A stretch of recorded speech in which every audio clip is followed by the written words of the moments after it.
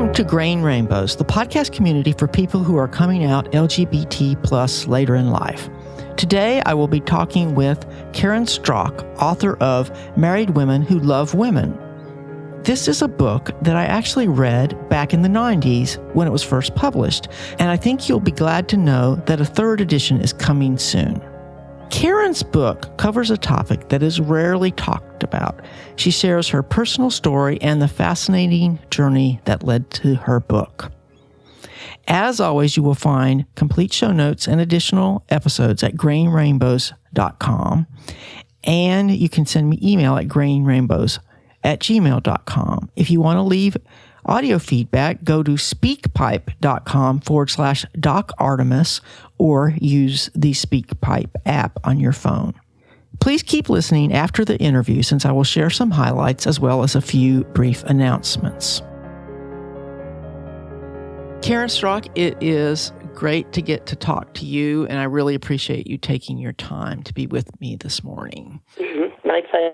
I read your book, Married Women Who Love Women, as I think I told you when I wrote to you, way back in the 90s, I think during the first edition. I don't remember the exact year. Came out in 98. Okay. And I've been thinking about it, and I still can't remember if we had snail mail or some email, because that was in the days of very early on for email. So, but I know that we corresponded. I can't remember what we said, but I know that we corresponded. So it's great to talk to you after all of this time. The truth is that the inspiration for this podcast is my own yearning for community. Although I came out publicly about 3 years ago when I was 60, I actually, as I said, first read the first edition of your book back in the 90s. So before we talk about your book and you, actually I want to start with you, could you be willing to tell us a little bit about your own story, share your own story? Sure.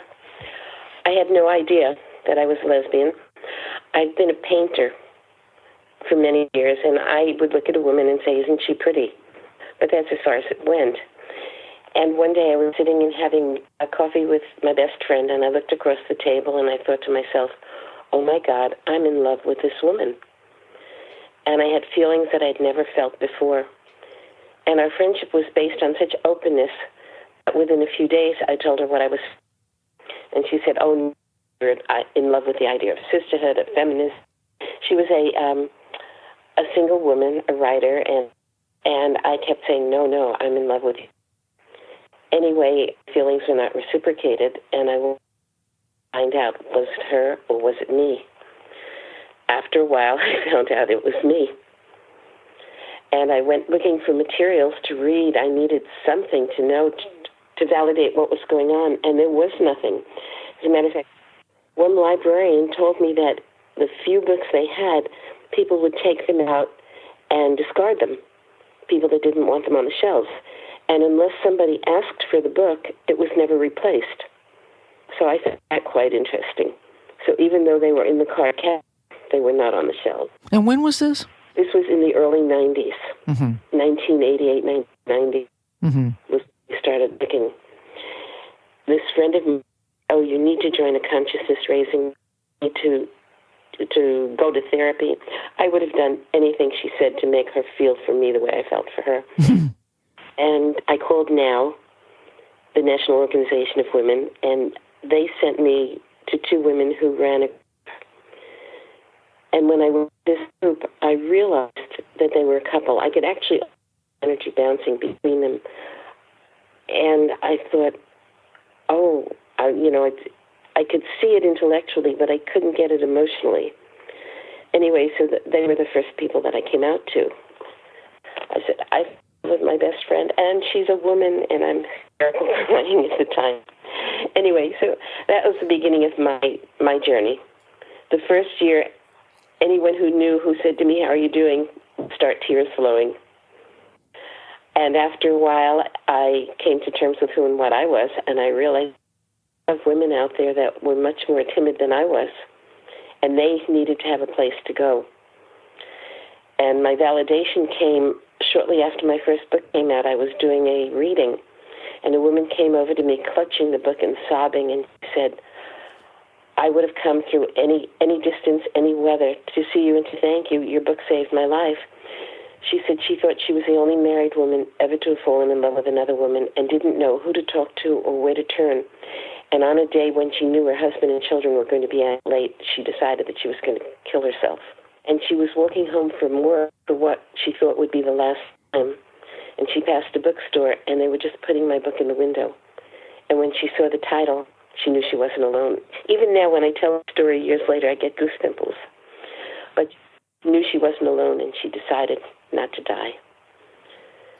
So I know there are a lot of women out there that need this book and that are going to need the services that you're providing on your podcast. It's an ongoing process, and it doesn't get any easier for the women coming out. Even after all of these years, even after all the celebrities have come out, even after all the shows on television, it's a very personal journey for each woman. Yeah. So can you talk a little bit about how you got the material for your book, Married Women Who Love Women? Absolutely. This was before the internet. Flyers. At the time there were more women's bookstores, and I put flyers in all the bookstores. And when I go to the theater or to a movie, into the ladies' restroom, I put flyers. I don't know how long they stayed there, but I went to supermarkets and hung my bulletin boards, and I noticed many of them were ripped off. Even though I had a little tear off with the phone numbers, the whole thing was taken away. Slowly, women started coming to me, and what I realized is that their friends were copying my flyers and sending it to their friends across the country. So I had women calling me from all over, calling or emailing me. And many of them I spoke to like in the early hours of the morning because they were afraid to speak. Some of them called and then they would call back, or then they were afraid. There was so much going on like that. But eventually they started coming to me, and I realized I started with an article, and I thought, no, this can't be an article. There are too many women going through too much pain. Eventually I interviewed 106 women when I stopped doing the interviews, because I had to start seriously putting it all together. Did you consider yourself a writer before this book? That's a very good question. I always had a secret dream of being a writer. I got to college. My first paper came back with a big red letter C on it. And I went after the professor and I said, what could I do to improve my writing? He said, honey, some people are writers and you're not a writer. I believed him, and I didn't pick up a pen for more than 15 years. And then I was living in Buffalo at the time, and they were filming the movie The Natural with Robert Redford, an extra, and I was on the set for about a month. And each night I came home, and I was bombarded with questions from my family, from my friends, neighbors. And I said to a friend of mine who was a playwright, I am so tired of telling the same story again and again. And she said, why don't you write it? And I could still hear this teacher's voice in my head. And I said, I can't, I'm not a writer. And she said, well, just put down everything that happened and I'll make it into a story for you. So what she did is she relieved me of my angst. I picked up a pad and a pen, and I wrote down everything that had happened. And when I gave it to my friend, she said, Carren, it's a story. It's finished. And so I sent it into the Seven Sister Magazine's Women's, I can't think of the names right offhand. But anyway, Women's Day picked it up as they made me, Redford it was called. And that was the beginning of my writing career. I still never thought I'd write a book, because the book has so many words. But when this came up, I knew I was supposed to write this book. I believe I was chosen to write it because it's written simply. I don't point any fingers. Nobody's to blame. Nobody knew what was going on in their lives. You're taught, grow up, you'll know. And women were taught, your husband will you. And so we were all kind of in a stuck place. Yeah, I mean, I never thought of it at all until after I was aware that there was lesbians, but I'm like you, I never imagined. There's something about, it's an emotional connection. I think this is a very important aspect. I made up questionnaires, and most of the women that I interviewed were by phone, and the ones that were in my local area, I'd meet over coffee and talk then. But one of the first questions I asked them was, when you realized you were attracted to another woman, Was it an emotional connection or a physical connection? And almost everyone who identified down the road as lesbian said it was an emotional connection, and a physical followed. And those who identified as bisexual said it was physical attraction. That's interesting. Yeah, I thought that was a biggie. And when the first edition came out, there was a chapter on labeling, straight, lesbian, or bisexual. Now, one of the important parts of this rewrite for the third edition has got to be terminology. Yeah, it certainly has gotten complicated. It has. You're absolutely right. So I just hope I won't be leaving anybody out. Since we're on that subject, how do you feel about the word queer? I mean, I'm really struggling with it myself, but younger people seem to be comfortable with it. How does that strike you? It doesn't work.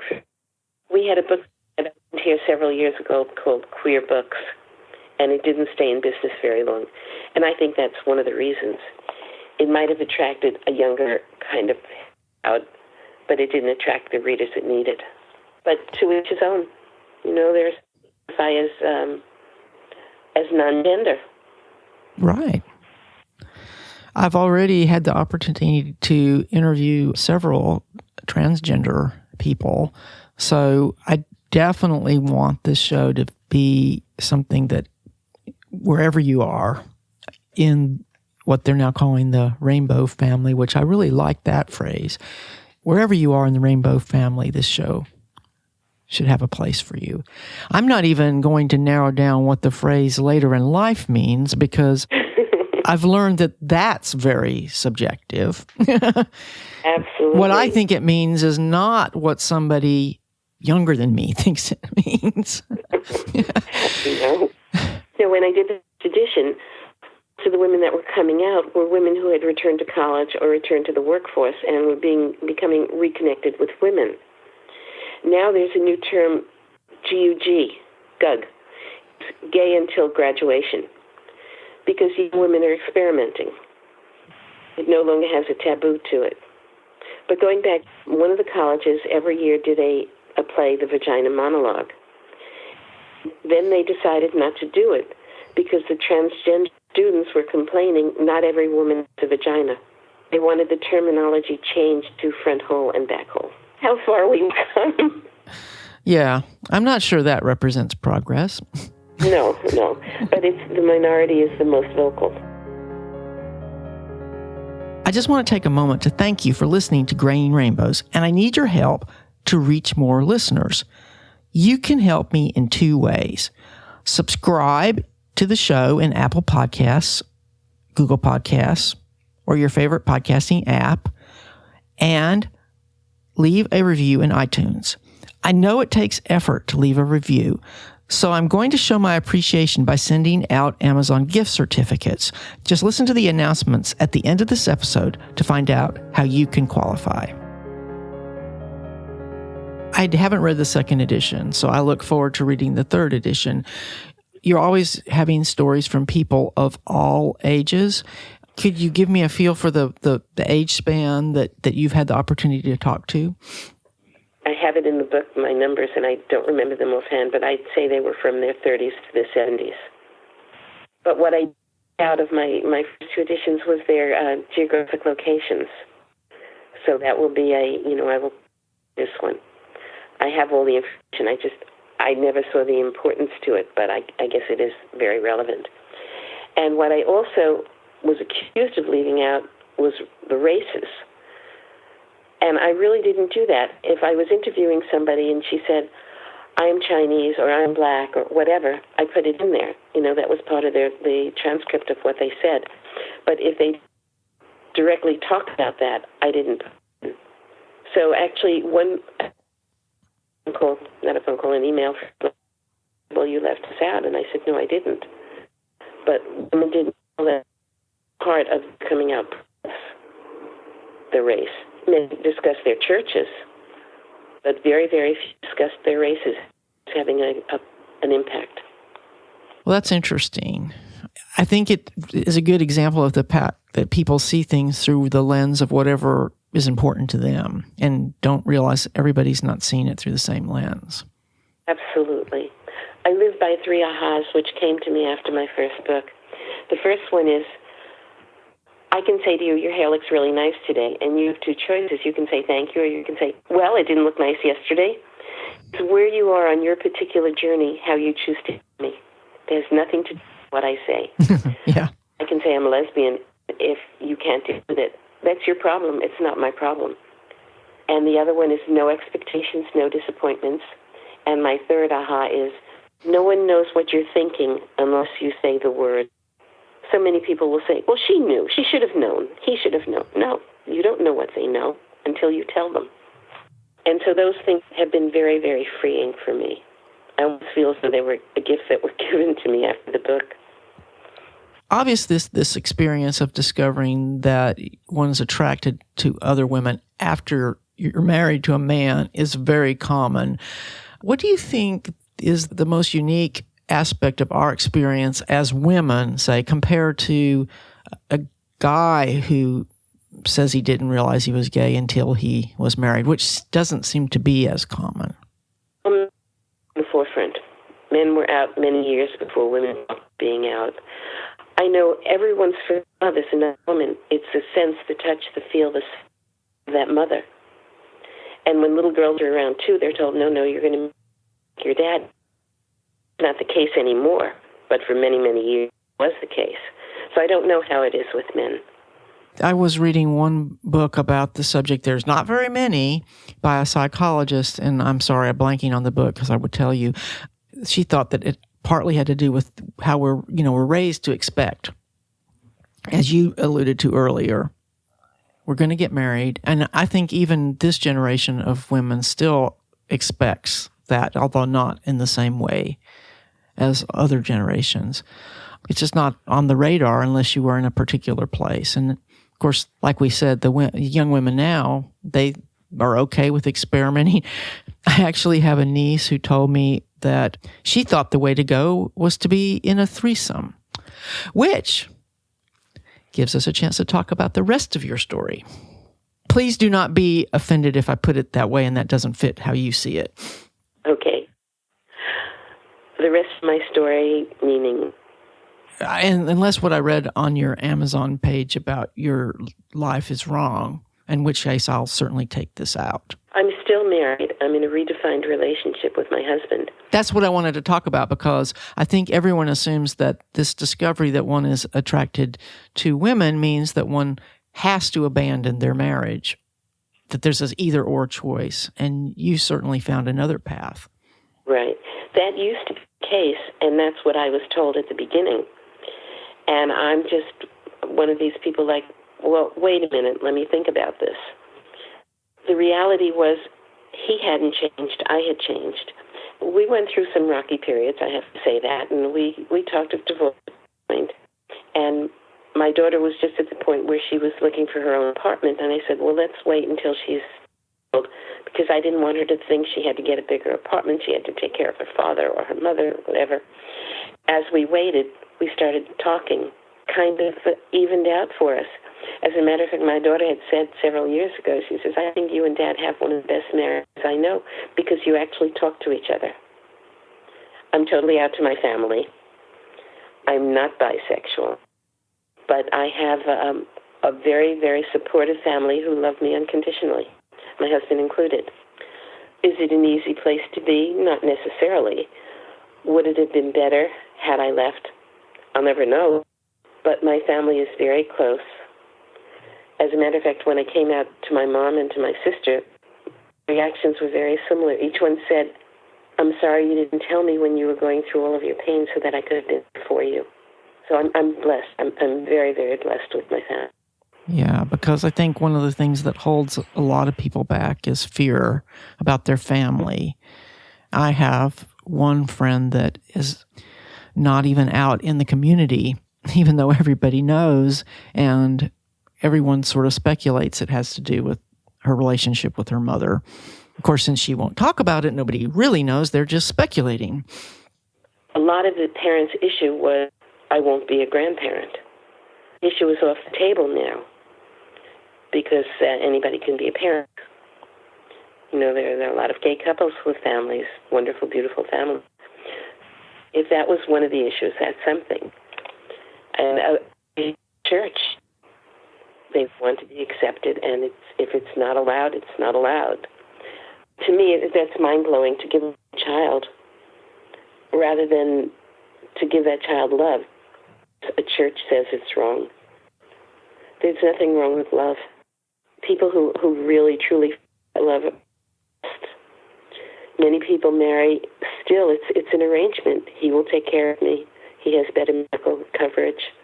Like that. Still go on. Right. And everybody's like, it's okay because it's a heterosexual relationship and this is what you're supposed to do. And I've had several women write to me and say that they had no idea about themselves until they heard me speak on one of the talk shows. And then they started thinking about it. So I kept turning down, I'd get engaged and I'd get so far, and then they say, no, I can't. If I gave you 3 colors, red, yellow, and blue, said, what's your favorite color? You're choosing from a limited palette. And it's the same with when we were younger and we were told, well, yeah, you're going to marry. You didn't know there were other choices.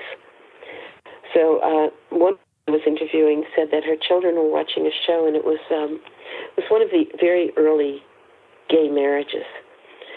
And her daughter said to her, I didn't know that women could love each other or that women could be together. And it's not to say that the kid is going to grow up and be a lesbian. It's going to say she knows there are other options. And now our children that are being raised today all know there are other options. And that's a good thing. And one reason why I decided that this show should target older people is because right now I think that the resources for young people are pretty good, but not so good for... We had a lot of bars, gay bars in Manhattan, in the city, and they've all closed up because young people are so much more comfortable with themselves that they don't have to be in an enclosed environment. Right. But it also makes it hard to figure out how to meet people. Not that I want to go to a bar, but there's not... Yes, no, you're absolutely right. It's frustrating. But there's a lot more on the internet. There are a million steps now. And one of the things I'm discussing in the new edition is how to be safe when you're on the internet. That's a good idea. When do you anticipate your next edition is going to come out? Oh, gosh, I really don't know. Okay. Well, you'll just have to let me know because you'll definitely have to come back on when that happens. Oh, absolutely, absolutely. And hopefully when that happens, the show will be huge and you'll reach lots of people. It's funny, that's one of the things my son said to me. I said, I think I'm going to be one of the first people interviewed. Because, well, that's not really a very good thing because then it's still growing. Well, but he obviously is not a person who actually listens to podcasts because what happens is when people find shows, they tend to go back and listen to all the episodes. So even if your episode does come out early, it'll have what's known as the long tail, which means that people will hear it years into the future. I do like that. That's a unique thing about podcasting. It's a great medium for authors to reach potential readers. And I've probably already interviewed about 200 authors between my other 2 shows, but this is a little bit more personal. Yeah. I have another book that I wrote. It's a novel called Tangled Ribbons. It's a relationship story between 2 women. And it started out just like that. And then as I'm typing, all of a sudden it comes up, but I knew that. And I'm thinking, wait a minute, who's this I person? Because I was writing in third person. And I thought, oh my goodness, she has a spirit guide. And so the whole flavor of the book changed. So it's an interesting read, and it has a twist ending. But the other books I've written are not on gay topics. Just writing, and detectives has a wife, one of the female detectives. And I got some feedback from readers saying, I think you made a mistake because you called her husband Nadine or something. I said, it wasn't a mistake. Let it be. Because I just want people to know that it's okay. The little things matter. Mm-hmm. Yeah, I mean, when I was in medical school in the 1980 to 84, there were hardly any women faculty, and that's changed. And I think that's probably helpful to the women coming up. I hope so. Do you have any advice for listeners who are just beginning their coming out journey? Just to let them know that they're not alone. There's nothing bad about them coming out. They should be discovering a new dimension. And I say this to people. I do a lot of talks on writing. The positive people in your life and the negative people in your life. And don't discuss it with the negative people. You want to with positive people. You're going through some tough stuff, and it will get better. The main problem that people are coming out is how it's going to affect their families. So that's something that each woman has to know how her family will react. And many times I've viewed women who've said, I'm going to leave, I'm going to complete school, and then I'm leaving. Wound up remaining in redefined relationships. Some said, I'm going to stay. But once husbands, the option wasn't theirs. The husband ended the marriages. Again, it all depends on the confidence level of the man, what he's willing to deal with, what's involved. Right. In my case, my husband, I talked to him about it. I don't think he really believed it, but he definitely wanted to stay married, which is why we worked through the hard times like you talked about and stayed together as best friends. But then he died unexpectedly. So I basically had a choice, now what? And I've decided, so I'm going to leave the rest of my life. And it was okay with your family? And there's other gay people in my family anyway. My mom actually died a few months before my husband, so there weren't any parents. So it really wasn't an issue for my family. And I don't have any kids, so kids were not part of the equation. I don't think my golden retrievers care. They are the epitome of unconditional love. I like that. Although right now my sister gave me a lab puppy that's about to drive me insane, but she actually managed this morning to eat a ceramic knife, and it doesn't seem, she only ate a teeny bit out of the blade, and it doesn't seem to have hurt her, but I'm having to learn that nothing can be on the counter. I thought it was just food, but since she did this, I'm going to have to be even more careful. Oh, yeah. There's a book, you might like this if you're a dog person, The Art of Racing Through. Oh, yeah, that's a great book. The Art of Racing in the Rain, yeah, that's a great book.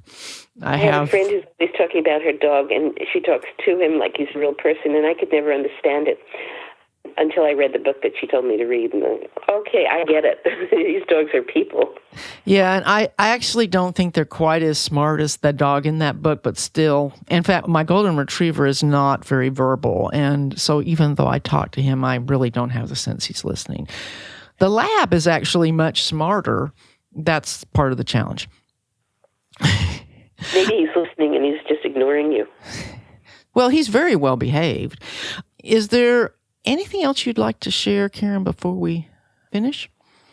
People are more comfortable coming out to you. They know that you are one of them. When I first came out to my kids, my daughter told one of her friends, and so she was the first one that he came out to because he felt comfortable with her.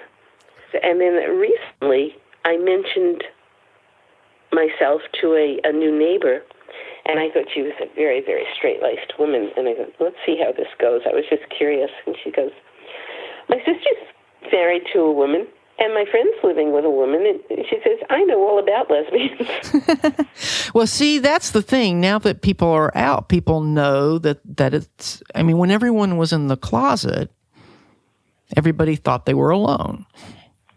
Many, many years ago in Buffalo, gay women would have a tattoo of a star right under their watch. And if they thought that they saw somebody who was a sister, they would kind of move their watch around. And the other woman could identify the star contact. Many years ago, people would wear an earring in a certain ear, and that was an identification until everybody started right. The style. So it was unfortunate, but I had to have these ways around it, terminology. There were certain words that were used to connect with another person. Thankfully, today, I don't think we need those as much. Yeah, but there still is the awkward situation of if you meet somebody that, this is where I am, meet somebody that I think I might be interested in, but don't know where they stand. And this is where I live in the South, where people aren't out as much as they might be in other parts of the country. You know what I suggest to people sometimes? You can say, did you happen to see that movie, such and such? And if it's a gay theme, there's a movie I think is just charming. It's called In and Out. He's a college professor, and he teaches poetry and things like that. And he falls in love with another man. Debbie Reynolds is in it. And the last scene is she stands up and she says, I'm a lesbian. And everybody stands up and goes, I'm a lesbian. I'm a homosexual. And it's just a very charming movie. But sometimes people will be carrying a book. You know, and if the person sees the title of the book, it might be an inclination to start a conversation. It's not easy. I have a neighbor that I used to walk with. He never really came out to her. This was early on in my coming out period, but she came into the house once while I was working it. I just finished this chapter, and I'm so excited about it. And I started reading a little. He says to me, Carren, you're not a lesbian. I said, I am. With them, and I know what they look like, and I know how they dress, and you're not one. I said, okay. But anyway, she started avoiding our walks. She was afraid. And finally, she made contact. She said, I really miss the walks we used to take. Well, I'm ready to walk. She says, I was frightened. She says, we have similar backgrounds, similar families. If you could wake up one day and realize you were a lesbian, it could happen to me too. And I said, yes, it could. So it wasn't me that she was afraid of, it was herself. Mm-hmm. That's why your book is such an important contribution to the conversation. Thank you. And I'm really excited that you're working on a third edition. I'm overwhelmed. We'll see how it goes. I'm not sure that I can give a fair summary of this interview, but one thing that stood out for me was how Carren was able to gather the material for this book, Married Women Who Love Women, back before the internet. Of course, the impact of her book does not surprise me. I remember talking with my husband about this, and he just wouldn't take the idea seriously. Another part of Carren's story that I'm sure many of you can relate to is that story about the professor who told her that she was not a writer. I cringe to think how often this happens. I have enough friends who are writers to know that being a writer is a skill that is acquired through doing the work. I hope you enjoyed today's interview because I think it certainly reminds us that everyone's journey is unique. If you're interested in sharing your story, please write to me at grayingrainbows@gmail.com. I would also love to include listener emails as a part of the show. Emails are great if you feel shy or if you just want to share a response to an episode. If you want to interact in a more public way, you can follow us on Twitter, where my username is @grayingr. That's the word graying with an A followed by a capital R. Or just search for Graying Rainbows. You can also post to our Facebook fan page.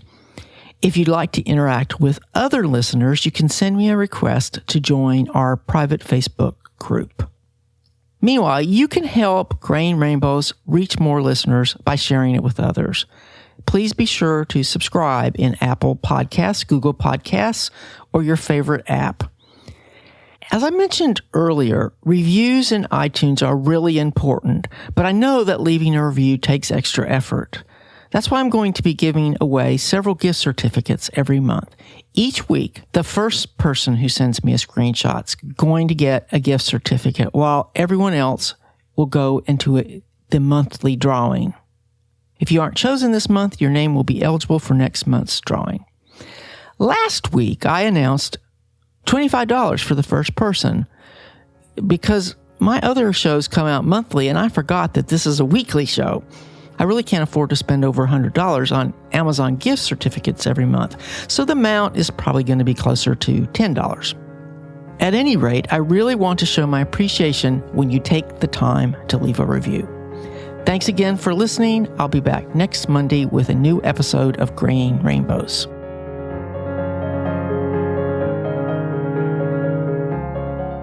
Graying Rainbows is copyright Virginia Campbell, MD.